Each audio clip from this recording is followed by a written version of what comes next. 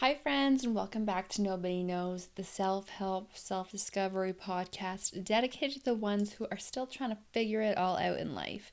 If you can believe, this podcast has been chugging along for almost a year now. I say chugging because it's not been consistent whatsoever. But you know what? I'm really proud of myself still that I've stuck it out, that I've continued to show up. That in itself, I would say, is consistent.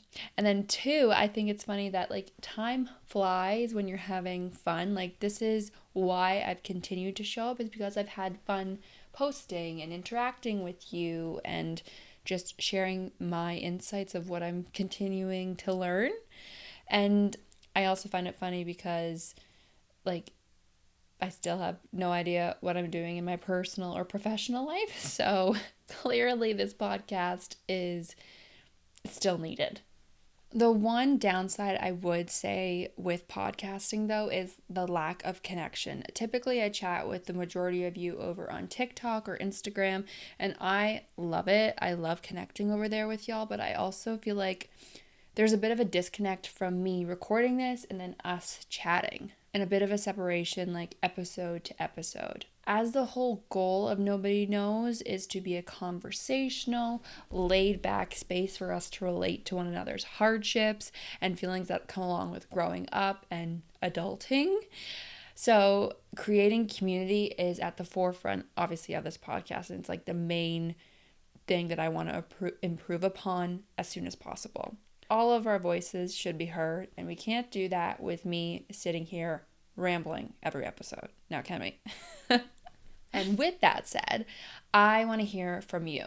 At the root of each episode, I try to give tips, tricks, experiences, insights on how to navigate situations. And these experiences or circumstances are pretty much what every single person will encounter, come across during their mid to late 20s, early 30s. If you're inclined, I want to hear your experiences, things that you've encountered in your mid to late 20s, early 30s, and how you've either overcame them or hindsight, retrospect, perspective. And then each episode, I want to read one or maybe several of these submissions so that we can, spread the wealth, because knowledge, honestly, knowledge is power. Maybe a submission is in direct relation to what you're going through, and a fellow listener can coach you through it or even give you an alternative opinion than what you might not have already considered. And I bet you are just itching to send in a submission already. So you're probably wondering, Juliana, like, how do I send you a submission? Well, thanks for asking. What I would need you to do is, if you're listening on Spotify on your mobile device, then you should be able to see a Q&A section below the show notes. If you want to click on the white reply bubble on the right-hand side and send in your submission, I can track it there. Or head over to my Instagram at Nobody Knows Podcast and click on the pinned post and either put your submission in the comments if you're open to having your name associated with it. If you would prefer to be anonymous, that's totally fine too. Just send me a DM on Instagram. And so then hopefully we generate a few for next time's episode, and then I'll start to read them out. We can have an open dialogue, get this community going. Also, in true fashion, I have my iced coffee here. And if you're watching on YouTube, I am yet again surrounded by Brendan's medals. These have not yet been removed. I did do some shopping at HomeSense on the weekend because I ran in the Pride Run in Toronto on the weekend, and this was my first race literally since high school. Of course, it's only a 5K, but it was such a great environment, such good energy, and I myself got a medal. So if you're watching on YouTube, you can see this beautiful puppy that I'm going to hang up here now too. So now it's not so bad that all these medals are in the background because I've contributed to them, whereas before it was literally just Brendan's medals on display. In the last episode, I mentioned how I'm really going through so many changes currently. I moved out of Ottawa and now have moved in with Brendan. I got a promotion at work and I have adopted a dog. And if I were to compare my life a few months ago to now, my daily routine's completely different. And as I went through these changes, I was like hyper aware of this transition.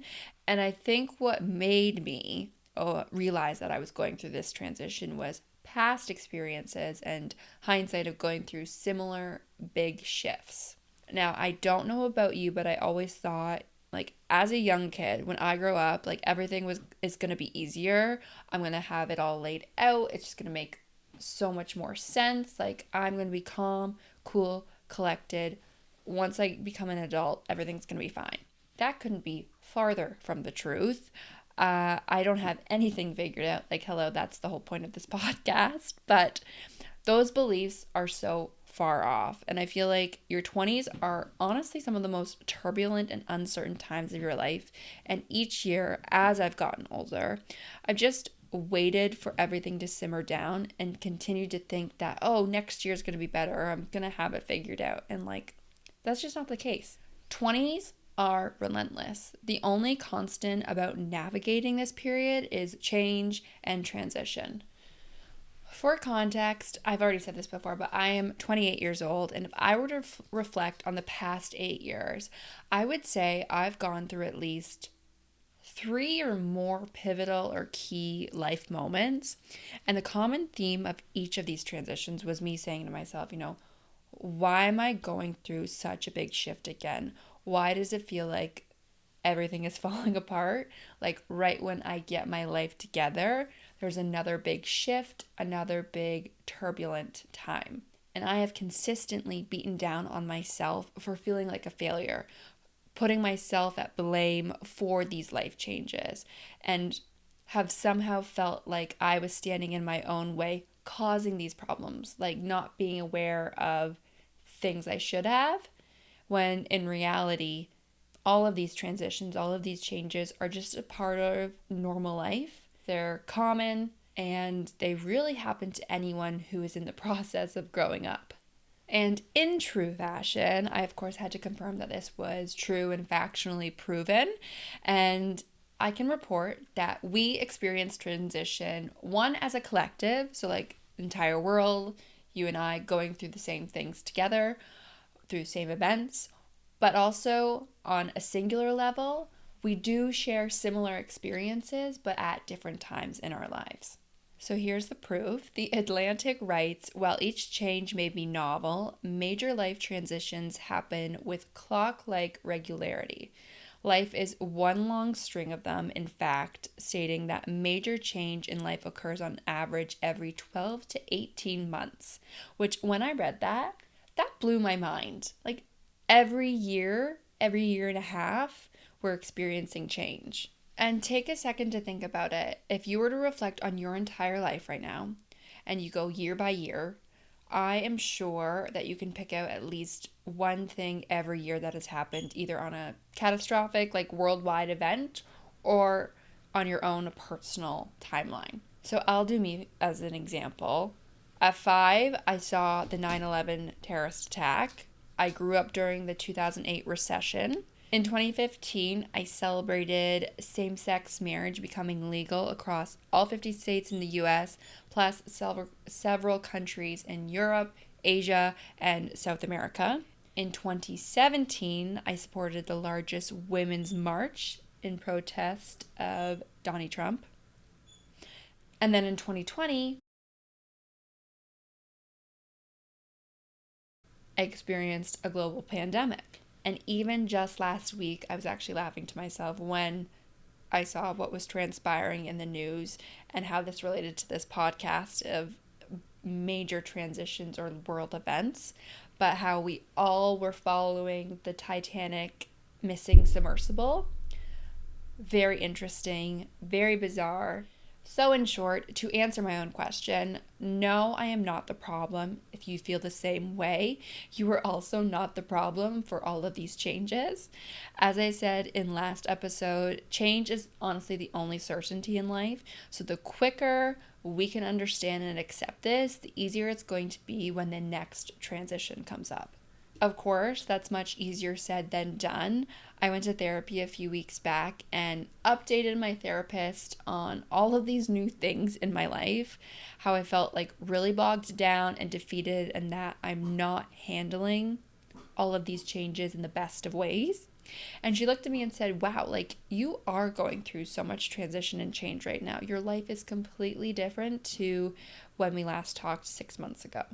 And that statement, like getting confirmation from someone else, really put everything into perspective. Like, obviously, no shit, I am uncomfortable right now because I'm entering a new phase of my life with new people, new places, new ways of life that I have never experienced before. Of course, my next question for my therapist was, okay, well, how do I get through this transition? As I said, I wasn't handling it in the best of ways. As someone who is very interpretive, I'm quite rational. I hate when I can't figure out a way to solve a problem or understand my emotions or justify why something is happening. Which, of course, on a side note, is probably why I've set out on this podcasting journey. But it literally drives me nuts when I cannot rationalize things. My therapist said to me times of change are for reflection and told me to do the following exercise to reflect on everything that's going in my life. Like I said, I was feeling overwhelmed in all aspects of my life. And for further context, I was coping, or still to some extent have been coping, by overworking. And I do this essentially to avoid dealing with other areas of my life that either require me or need assistance from me. And I also do this because in the past, this is where I have found gratification and where I have found self approval. But it is a vicious cycle, and this is why I went to therapy in the first place, because by continuing to work long hours, avoiding all these responsibilities, I'm one, of course, neglecting those areas that are flourishing and challenging me to change, and two, I'm exhausting myself in the process so that when I do finish work, I just don't have the energy nor the time to explore these other opportunities in my life. And for example, I live with Brendan now, so me working past 5 p.m. or what I used to do, that's just not feasible anymore, as we as a couple need time to connect and spend time together. Prior to these changes, I used to roll out of bed at 8:30 in the morning and would start my workday at 9 a.m. I would argue that that way also really didn't work for me in the past, but that was the reality. And today, if I were to do that, that just absolutely will not work because Brendan and I now have Larry. And we need to ensure we have carved out enough time to take him for a walk, to feed him breakfast, to play with him, to give him love, to continue training him because he's still a puppy, right? So, just in those two scenarios, you can see the shifts that I've already started to make or have identified and leaned into these new transitions. I also feel like this exercise is great because if you're apprehensive about change, you write it all out so it's literally in plain sight right in front of you on where you need to change, where you might see shifts required and that are necessary for your life. If you're in the same boat and experiencing transition a lot right now, just a wave of changes, try reflecting on your current routine, outlining what's working, what's not working, and what needs to change in order to align with your new priorities.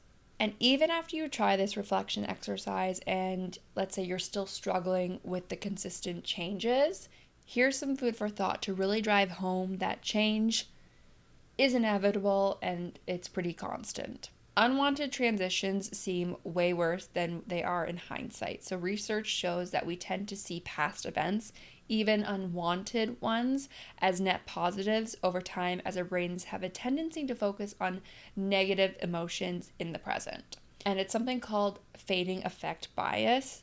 And that causes us to remember pleasant feelings more vividly than we remember unpleasant feelings. And I think the best example is think of a terrible heartbreak, something that like tore you to shreds in the moment.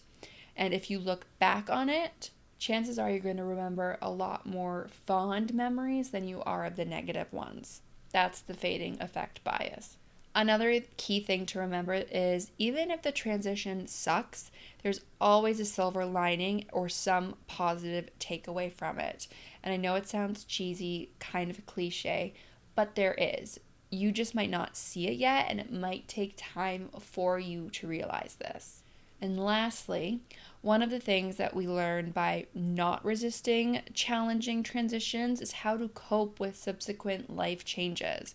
So, if we're more hesitant to flow with current changes, key moments in life transitions, the less experience we'll gain when we tackle inevitable future changes. So, it's like buckle up, enjoy the ride, because this is going to prepare you for future life moments.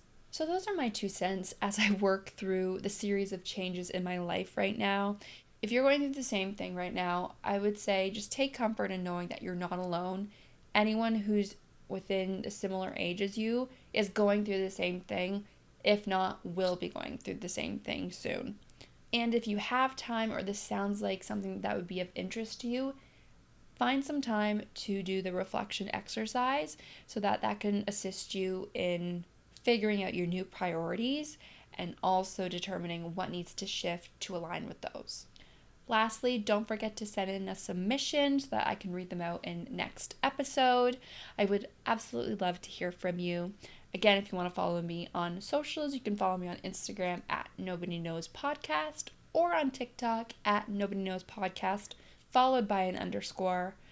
I can't wait to talk to you next time, but until then, friends, bye.